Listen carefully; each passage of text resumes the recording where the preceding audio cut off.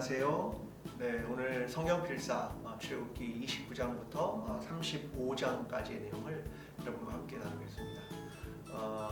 계속 올라오는 거 보니까 되게 성실하게 여러분이 감당해 주셔서 너무나 감사하고, 또 본인이 기록하고 있는 부분까지 올리시고, 거기까지 아직 도달하지 않은 분도 괜찮습니다. 자기가 기록한 데까지 그냥 올리시면 되고요. 또 질문하고 싶은 거, 느낀 것들, 그런 거 얼마든지 올리셔도 괜찮습니다. 이게 점점 줄어드는 것 같은데요. 사실 지금 성막에 대한 이야기가 이제 계속 나오는데 궁금한 게 많은 부분이거든요. 왜 이런 게 있을까? 이런 것들이 궁금할 텐데 질문을 안 하시니까 아마 우리가 어릴 때부터 질문하지 않는 거를 계속 학습해서 그런지도 모르겠습니다. 궁금한 건 함께 또 나누고, 또 느낀 것도 나누고, 그렇게 우리가 함께 나누어 가면 참 좋을 것 같습니다. 자, 오늘은 이제 출애굽기 29장 내용인데요. 이것은 이제 제사장의 위임식에 대한 내용입니다. 위임이라고 하는 건 이제 그 사람에게 이것을 맡긴다, 이런 의미들을 가지고 있죠. 영어로 말하면 installation, 그러니까 컴퓨터 같은 거에 어떤 프로그램을 거기다 심는 거, 그런 것도 전부 다 얘기하는 단어들을 사용할 수도 있겠죠.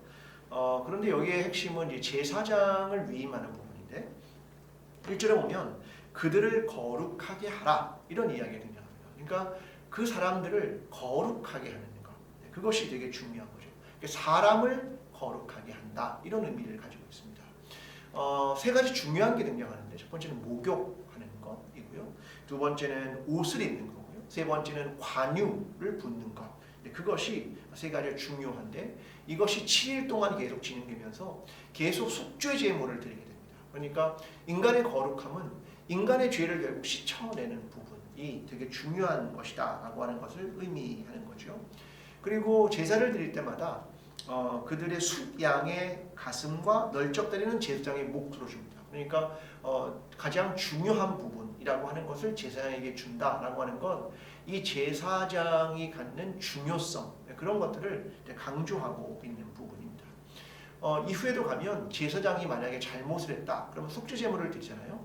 그것이 무엇하고 똑같냐면 회중 전체가 잘못할 때하고 똑같습니다. 그러니까 제사장 한 사람의 무게가 회중 전체의 무게하고 똑같다, 이것을 의미하는 것입니다. 자, 그러면 우리가 여기서 이런 생각하죠. 목회자가 중요하구나. 근데 이러면 안 됩니다. 왜요? 종교개혁자들이 분명히 이야기를 하죠. 누가 제사장이냐? 그리스도인, 만인, 모든 사람이 다 제사장이다, 이렇게 얘기한단 말입니다. 자, 이 말을 우리가 정확하게 이해를 해야 합니다. 그러니까 이렇게 구약시대의 제사장들만이 중요하다, 이게 아니라 우리 모두가 다 제사장이라는 거죠. 목회자뿐만 아니라 다 제사장입니다. 여러분이 제사장이죠. 여러분 한 사람의 중요성이 얼마나 큰가, 그걸 얘기하는 겁니다.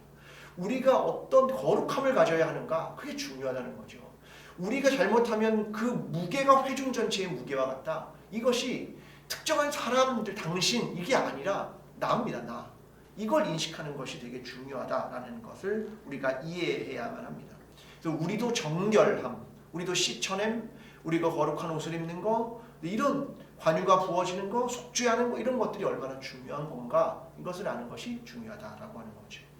자, 29장에는 또 하나는 상번제 얘기 나옵니다. 상번제란 항상 상자를 쓰니까 항상 매일 드리는 번제. 번제가 제사 중에는 기본적인 제사 아닙니까? 그러니까 이 제사를 매일 드리는 것을 이야기하는 겁니다. 그러면서 목적은 43절에 이렇게 말합니다. 내가 거기서 이스라엘 자손을 만나리니. 그러니까 하나님은 만나고 싶은 거죠. 누구를? 하나님의 백성을. 언제? 매일.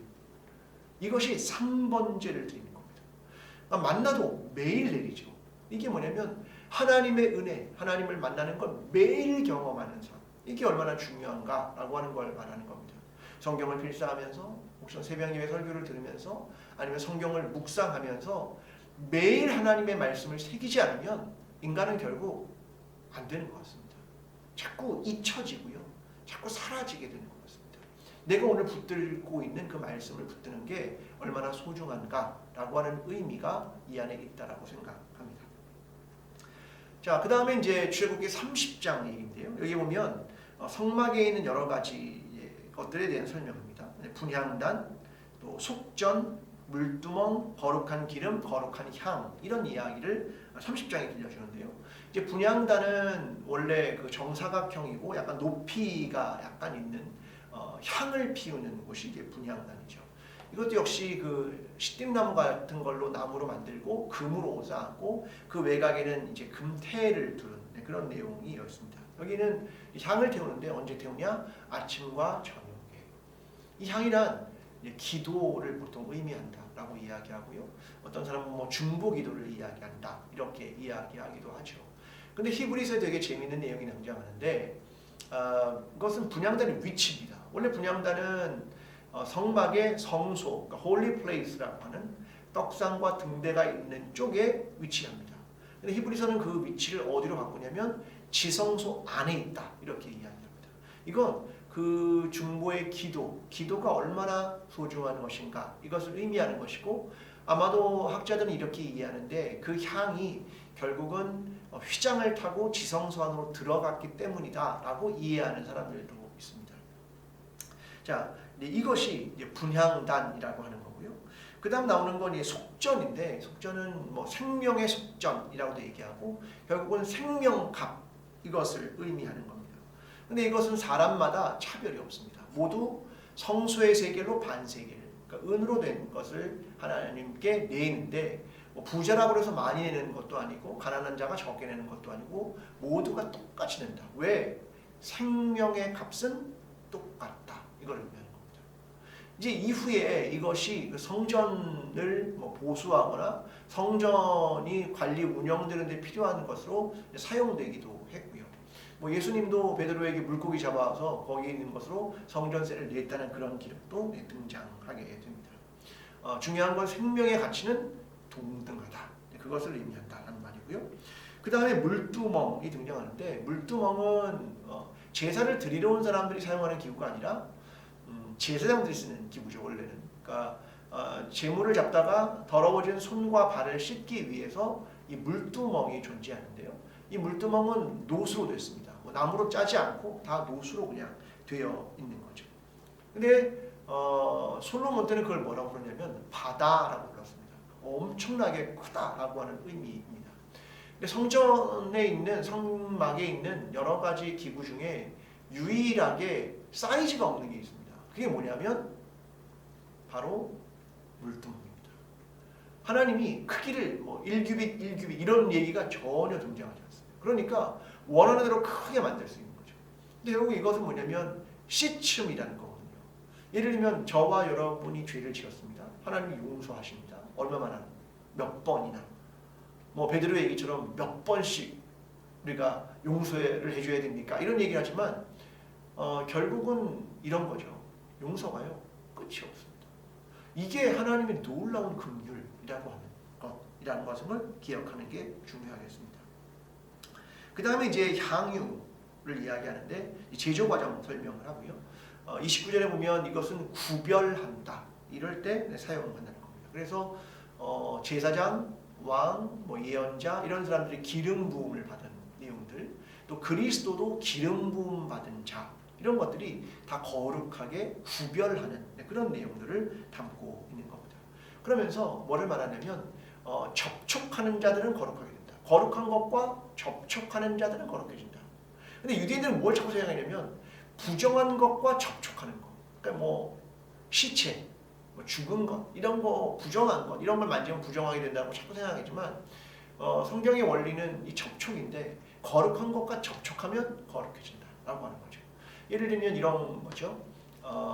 한 여인이 예수님의 옷자락을 만지지 않았습니까? 그러면 그 여인은 혈루병을 앓았던 여인인데 부정한 여인이거든요. 그럼 부정함이 예수님에게 전달됐을까? 아니면 예수님의 거룩함이 여인에게 전달됐을까? 후자 아니겠습니까?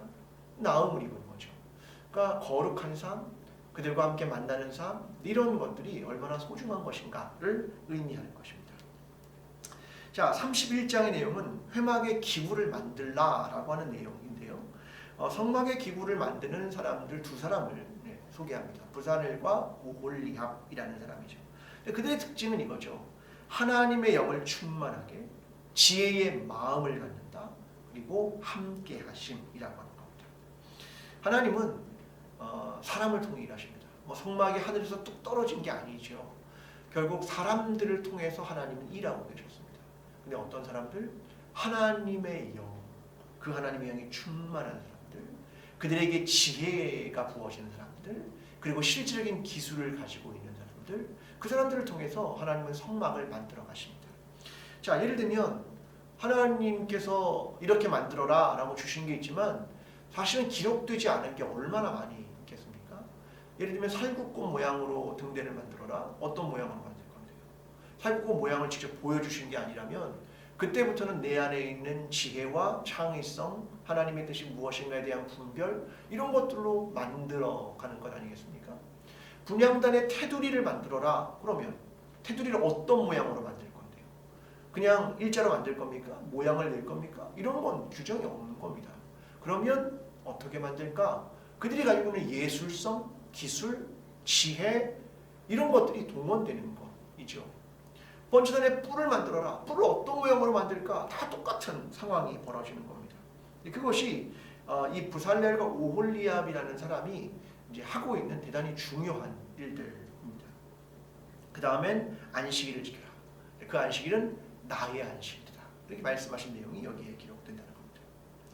자, 그 다음에 출애굽기 32장은 금송아지 사건인데요. 모세가 하나님의 법을 받으러 이제 올라왔는데 내려옴이 더딤을 보고 시작된 사건입니다. 이 정도면 내려올 줄 알았는데 안 내려오는 겁니다. 그러니까 사람들의 마음에 뭐가 있겠습니까? 불안, 이게 찾아오는 거죠. 우리의 미래에 대한 불안, 이런 걸 찾아오는 겁니다. 그래서 우리를 인도할 신, 그 신을 만들라라고 말했죠.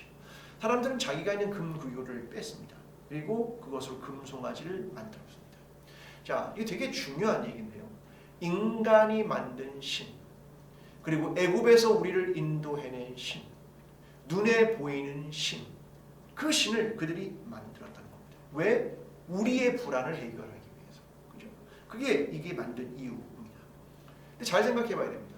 자, 어떤 사람이 뭐 하나님의 형상을 만들었다. 그러면 종교적입니까? 이 부분입니다. 금송아지를 만들었다. 신이다. 여호와다. 근데 문제는 금이라는 겁니다. 그것을 만든 이유도 자기의 불안을 해소하기 위한 것이다 라고 하는 겁니다. 이스라엘 백성이 가나안에 들어가서 가나안의 신들을 따르는 이유가 있습니다. 몇 가지가 있죠. 먼저 신이 눈에 보인다. 보이는 신이라는 거죠. 그리고 또 하나는 내가 원하는 것을 들어주는 신입니다. 그러니까 신에 의해서 인간이 무엇인가를 하는 게 아니라 내가 원하는 걸 들어주는, 그래서 풍요라는 걸 얻게 하는, 성공이라는 걸 얻게 하는 그런 신을 결국은 따라가게 되는 겁니다. 그게 인간이다 라고 하는 것을 보여주는 거죠. 자, 눈에 보이는 신, 그들이 만든 게 뭐냐면 결국 금으로 만든 송아지, 수송아지를 만들었죠. 근데 애굽에는 멤피스라는 곳에서 섬기는 아피스라는 신이 있었습니다. 이게 황소입니다. 황소. 그러니까 이 황소가 애굽에서 섬겼던 그들의 신인데 뭐 힘을 가지고 있고 활력도 가지고 있고 뭐 풍요도 상징하고 그런 겁니다. 근데 어떤 학자가 이런 얘기를 합니다. 이 출애굽기를 기록하고 있는 사람이 이게 송아지다 이렇게 말한 거에는 그게 송아지라는 의미도 있지만 사실은 애송이 같다, 저속하다, 정신없이 뛰노는 그런 송아지 같다 라고 하는 것을 의미해서 좀 이렇게 적은 것은 아닌가 이렇게 말하는 학자들도 사실은 있습니다. 그러니까 참 이스라엘 백성이 하고 있는 일이 그런 일 아니냐라고 하는 것을 간접적으로 보여주는 거 아닌가 그렇게 말하는 사람들도 있습니다. 근데 이런 일은 사실 이후에 북이스라엘의 첫 번째 왕이 했던 여로보암도 똑같이 했습니다. 하나님을 신앙하는 것, 그것을 어떻게 했냐면 단과 베델에 금송아지를 냈단 말입니다. 그가 여호와다. 똑같은 일을 여로보암도 행했습니다. 아론의 변명을 보십시오. 거짓말을 합니다. 우리가 금을 던졌는데 갑자기 송아지가 나왔습니다. 이런 얘기를 했단 말입니다. 거짓말이죠. 이런 변명을 하게 됩니다. 근데 그 이후에 모세가 이걸 보고 나서 엄청나게 화를 내면서 여호와의 편에 있는 자는 내게로 나와라 이야기합니다. 그리고 레위 사람들이 나오게 되는 그런 일이 있습니다. 여러분 우리가 그래서 생각해야 될 건 신앙이란 무엇일까? 신앙이란 종교적이면 될까? 실제로는 금으로 만들었으면서 실제로는 내가 원하는 걸 해결해주는 신을 원하면서 실제로는 내가 가지고 있는 불안을 해소해 줄 신을 원하면서 내가 하나님을 믿는다는 건 무엇일까? 내가 하나님을 조정하려는 것인가? 내가 원하는 하나님이 돼야 하는 것인가? 이런 질문들을 끊임없이 하게 하는 것이 출애굽기 32장의 이야기입니다. 자, 출애굽기 33장은 신의 산을 떠나라 라고 하는 이야기를 들려주고 있습니다. 자, 이제 하나님은 33장에서 이런 이스라엘 백성을 보고 뭘 선언하시냐면 동행하는 걸 포기하는 선언을 하십니다. 나는 너희와 함께 올라가지 아니하리니 너희는 목이 곧은 백성인즉 너는 고집이 너무 세. 너는 내가 보니까 목이 너무 뻣뻣해. 그래서 내가 너와 이제는 동행하지 않을 거야. 이 충격적인 고백을 하나님이 모세한테 합니다. 근데 모세는 하나님과 어떤 관계냐면 11절에 보면 이렇습니다. 사람이 자기의 친구와 이야기함 같이 하나님께서 모세와 대면하여 말씀했다. 야, 굉장한 얘기죠. 하나님이 모세와 얘기할 땐 친구와 대면해서 말하는 것처럼 허심탄회하게 속에 있는 저 밑바닥 이야기를 할 수 있을 만큼 모세와 얘기한 거죠. 하나님은 이겁니다. 나 이 백성하고 동행 못해. 이 백성은 내 백성을 삼으려고 내가 출애굽시켰는데 안 되겠어. 그렇게 말합니다. 그래서 모세가 하나님을 설득하기 시작합니다. 13절 이 족속을 주의 백성으로 여기소서. 하나님의 마음을 돌이키려고 하는 겁니다. 하나님은 모세를 향해서 내가 내 이름으로도 너를 안다. 나 너 알아. 나 모세 널 알지. 넌 알지만 어려워. 근데 하나님은요 결국 마음을 돌이키십니다. 그러면서 하나님은 자기 자신을 모세에게 보여주십니다. 사실 사람들은 하나님을 보면 죽는다고 생각했습니다. 근데 모세에게 하나님은 자기 자신을 드러내십니다. 이걸 보면서 하나님도 갈등하시는구나. 하나님도 하나님의 구원 사역을 이루시는데 정말 갈등하시는구나. 근데 그 자리에서 모세는 하나님을 설득하는 사람입니다. 우리가 하나님께 기도하는 건 무엇일까? 그런 생각을 하게 하는 중요한 대목이라고 생각합니다. 나는 어떤 백성인가? 이런 것들을 정말 생각해야 하지 않을까? 그런 생각을 하고요. 자, 34장의 내용은 두 번째 돌판입니다. 다시 언약을 세웠습니다. 모세가 시내 산에서 이제 내려오는 얘기죠. 다시 맺은 계약은 금송아지 사건 이후에 돌판을 던져서 깨뜨려 버립니다. 내가 너와 이제 이런 계약 안 맺어. 그런 걸 하나님이 이야기하시는 거죠. 다시 돌판을 만들어서 가지고 올라가고 하나님은 거기다 하나님의 법에 대한 이야기를 하십니다. 그러면서 하나님은 그 앞으로 지나가시면서 6절에 이렇게 이야기하죠. 여호와라 여호와라 자비롭고 지혜롭고 노하기를 더디하고 인자와 진실이 많은 하나님이라. 나는 어떤 하나님이냐? 난 자비롭고 인자하고 노하기를 더디하는 하나님이야. 여기서 자비라는 말은 긍휼이라는 말인데 여호와의 자궁입니다. 그러니까 이런 생각을 하는 거죠. 하나님이 정말 자비로운 것 그건 뭐냐면 생명을 잉태하기 위해서 이 백성을 하나님 백성으로 만들기 위해서 하나님이 해산의 수고를 계속하는 것. 그것이 하나님께서 끊임없이 주의 자비를 보여주시면서 하나님이 당하는 고통이 있는 것 아닐까? 이런 생각을 해보게 되는 겁니다. 결국 하나님은 법을 다시 주십니다. 깨뜨렸던 돌판이 아니라 두 번째 법을 다시 주시면서 계약을 맺게 되는 거죠. 하나님이 이제 용서하고 다시 돌이키는 겁니다. 그 내용의 전반부 내용은 두 가지인 겁니다. 다른 신을 섬기지 말라. 또 하나는 신상을 부어 만들지 말라.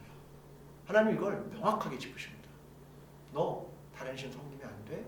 너 금송아지 만든 것처럼 부어 만들면 안 돼. 그것을 설명하는 부분입니다. 이후에 모세가 내려와서 이것을 전했습니다. 그의 얼굴이 광채가 빛났다. 이렇게 설명합니다. 수건으로 가리게 됐죠. 그러니까 하나님을 본 그가 얼굴이 빛났다. 그것을 설명하는 겁니다. 자, 35장의 내용인데요. 안식일의 규례와 여호와께 드릴 것, 성막의 일꾼들 얘기입니다. 자, 안식일의 중요성을 중간중간에 계속 얘기합니다. 하나님이 원하시는 뭐냐면 안식이라는 거죠.